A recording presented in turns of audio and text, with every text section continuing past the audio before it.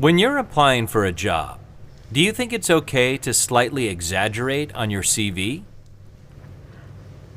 I think it's a terrible, terrible idea to even slightly exaggerate, because I think it will always come back to hurt you. I think being as honest as you can, I think it doesn't matter if you can't do something. If you say, I'm willing to learn, I'm a good learner, I have these skills, I'm really open to learning some new ones. But to go into an interview or write on your CV, I can speak, very average amount of French, when you don't know anything, that you might find yourself in a situation where you've wasted their time and you've just made yourself look really, really silly. Yeah, I think it's a terrible idea.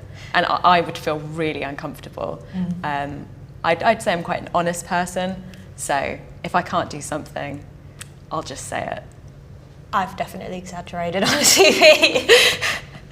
I think you have to be, I mean, I would still consider myself an honest person, and I'm not going to say I speak fluent Chinese when I don't. But I think I've done it when it wouldn't be an essential skill for the job, maybe just to not even pad things out, because I'm talking very small exaggerations here, but where it's more for the optional side of things, just to make it look a bit more like, I might put a language on there that, yeah, I can read a postcard or I can understand an airport announcement, but if you ask me to actually speak it, but I wouldn't do that if I knew the job was going to require me speaking that language, because like you say, you're going to be potentially in a very awkward situation if that ever comes up.